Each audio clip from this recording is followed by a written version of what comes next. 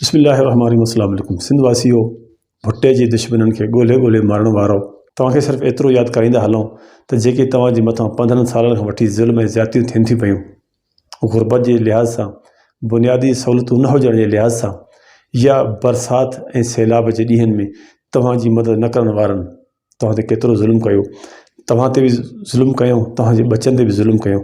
न उन तव्हांजे मथां रहम कयो ऐं न तव्हांजे बचनि जे मथां रहम कयो। हींअर उहे तव्हां वटि वरी अचनि पिया त असांखे वोट ॾियो, असां तव्हांजूं सभु मुसीबतूं, सभु परेशानियूं दूरि कंदासीं। हिन माण्हुनि पंहिंजूं परेशानियूं दूरि कयूं, पंहिंजूं मुसीबतूं दूरि कयूं, लेकिन तव्हांजे कॾहिं बि कमु न आया।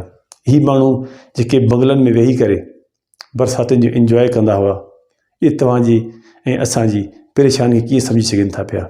जंहिं सिर्फ़ु गर्मी पंहिंजे बंगले जे शीशे मां ॾिठी हुजे, उनखे कहिड़ी ख़बर त गर्मी छा हूंदी आहे। 8 फेबरवरी ते तव्हां वटि मौक़ो आहे त तव्हां पंहिंजे ऐं पंहिंजे बचनि जे बहितर मुस्तक़बिल जो सही फ़ैसिलो कयो। इहो असल में 8 फेबरवरी तव्हांजे इंतिक़ाम जो ॾींहुं आहे, तव्हांजे बदिले जो ॾींहुं आहे। हाणे तव्हांजी मर्ज़ी आहे त तव्हां उन बदिले खे इस्तेमालु कंदव, पंहिंजो बदिलो वठंदव, या पंहिंजी ज़िंदगी जीअं तव्हां पहिरियों गुज़ारींदा अचो पिया उएं ई गुज़ारींदव, उएं ग़ुलामीअ जी ज़िंदगी गुज़ारींदव।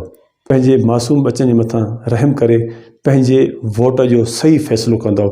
जेके तव्हांजे वोट जा सही हक़दार हूंदा, तव्हां उनखे वोट ॾींदव त तव्हां पंहिंजे ऐं पंहिंजे बचनि जे बहितर मुस्तक़बिल जे लाइ बहितर फ़ैसिलो कंदव। सिंध सलामत रहे, पाकिस्तान ज़िंदाबाद। अल्लाह हाफ़िज़।